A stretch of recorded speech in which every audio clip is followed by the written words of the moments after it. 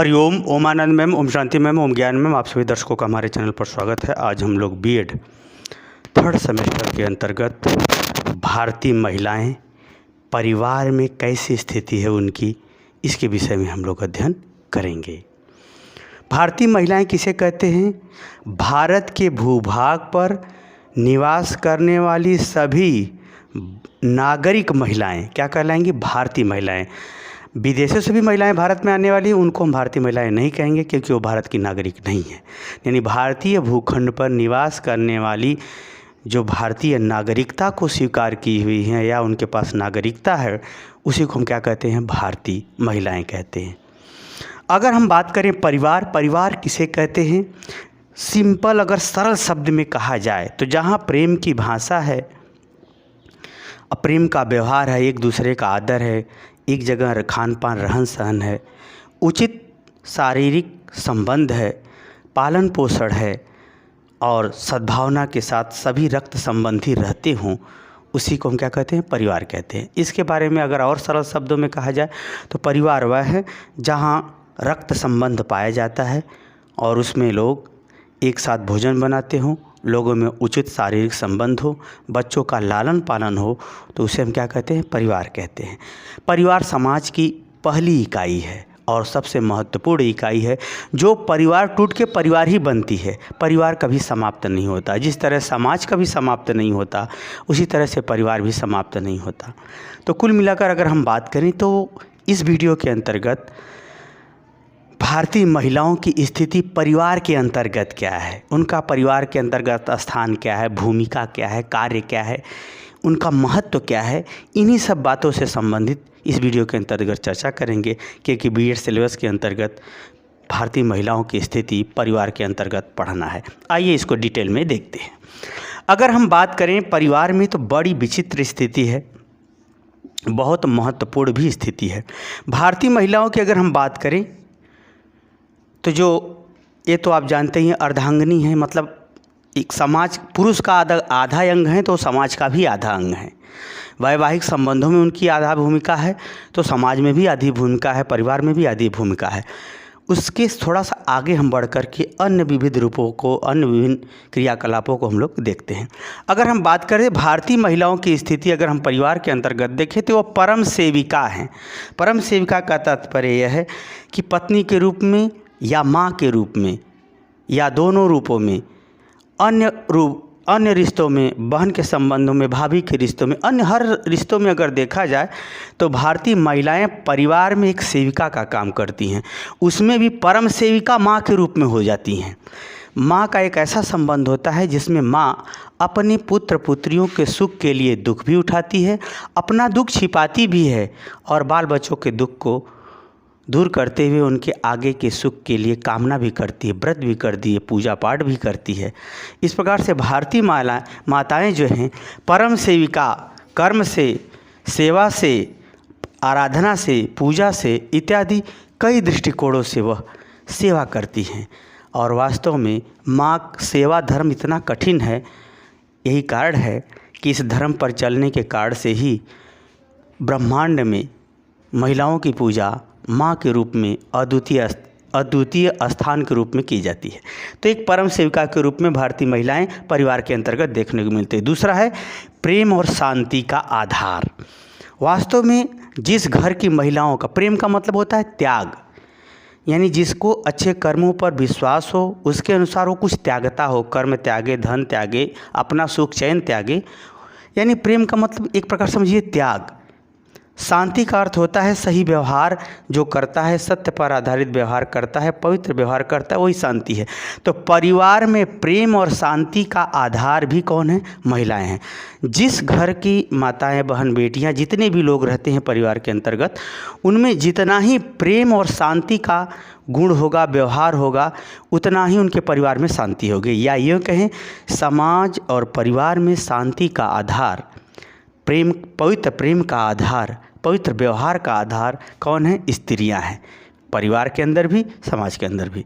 आगे चलते हैं। सद आचरण का स्रोत निश्चित रूप से महिलाओं के ही देखरेख में प्रारंभिक संस्कार अधिक होता है, जिसके कारण से जितने भी अच्छे आचरण होते हैं, बड़ों का सम्मान देना, चरण छूना, प्रेम से बोलना, बातें सुनना, दूसरे का कहना मानना, पूजा पाठ करना, यानी सदाचरण।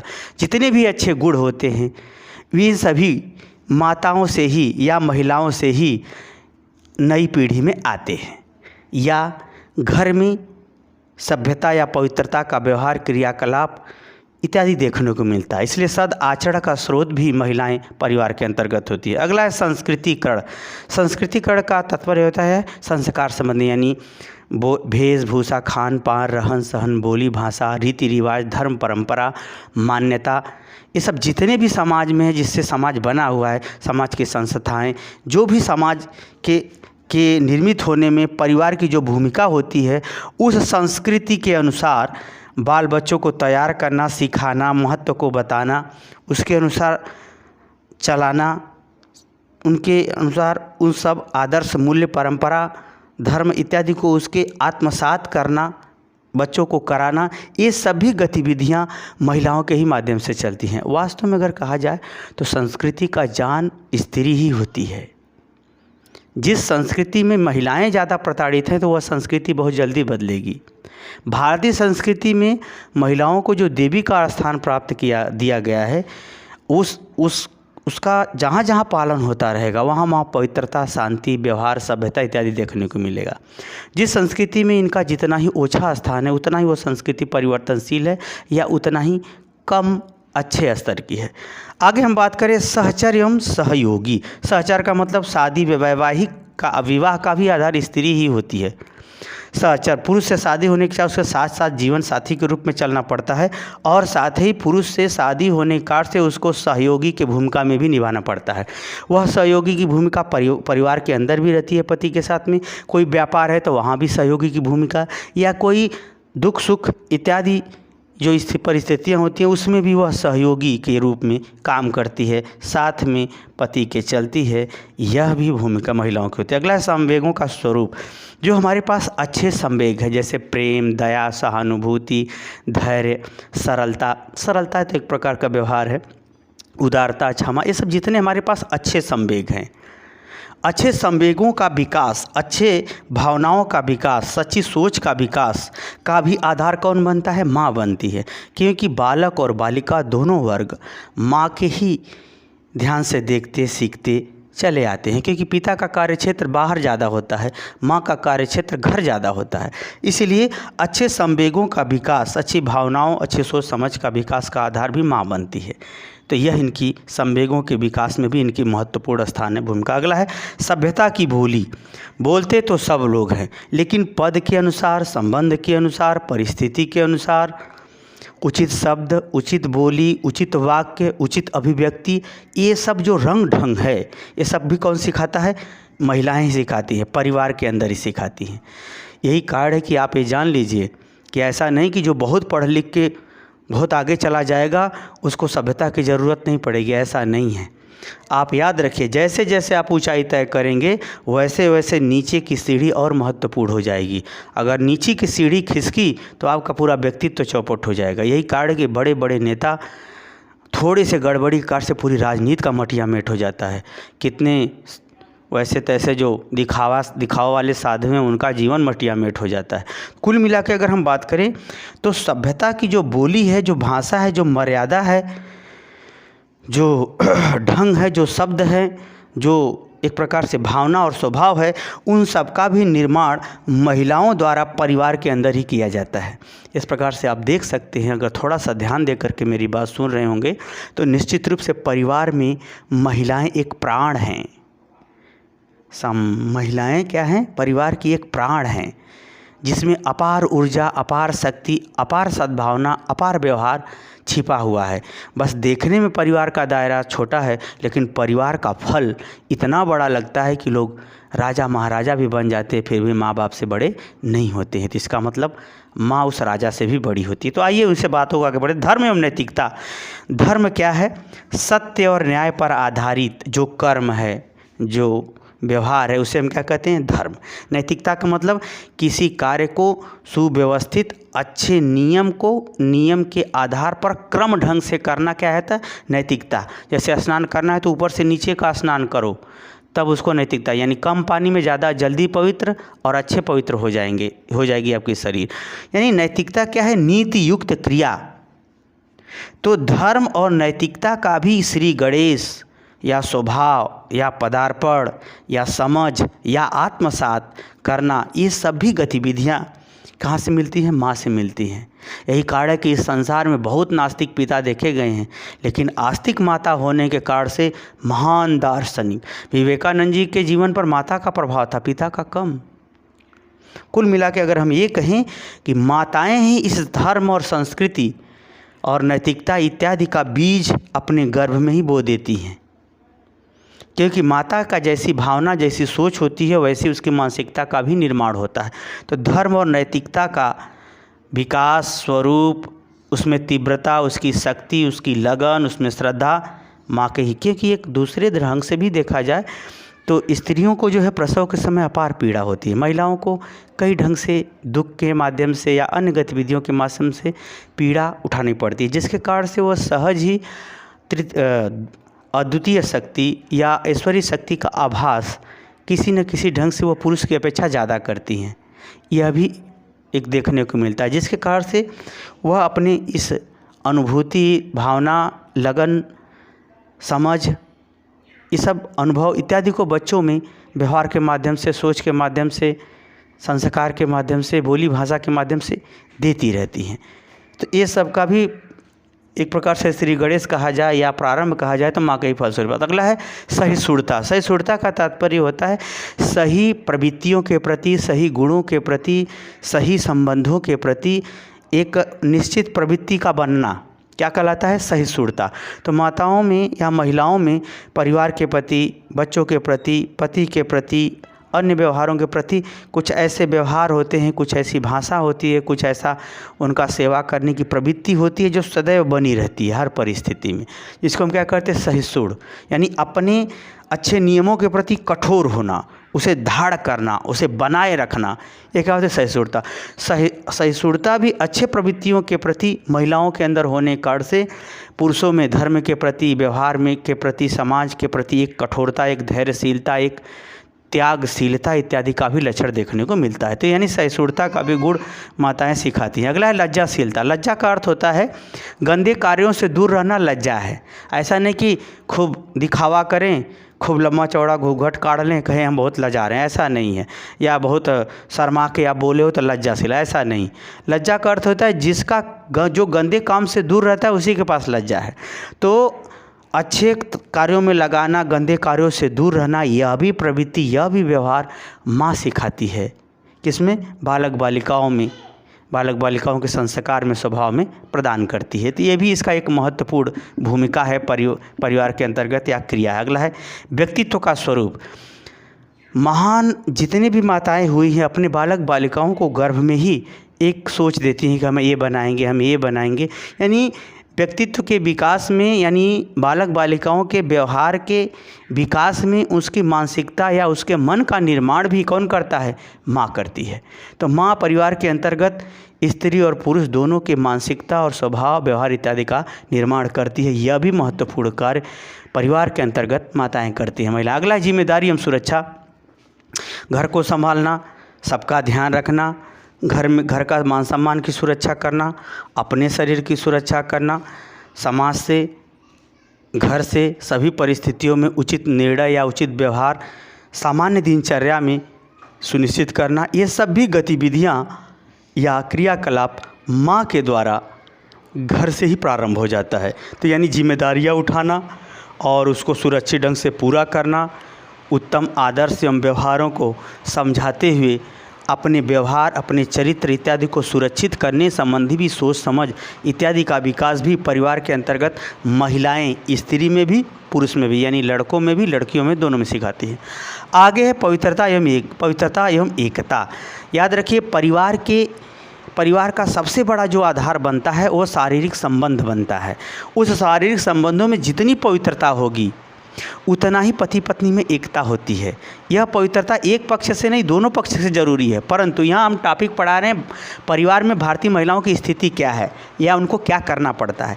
क्योंकि इसलिए अगर महिलाएं जितनी ही परिवार के प्रति पवित्र आचरण वाली, पवित्र संबंध वाली, पवित्र सोच वाली होती हैं, उस परिवार में उतनी ही एकता होती है, चाहे वह संयुक्त परिवार हो, चाहे वह एकल परिवार हो।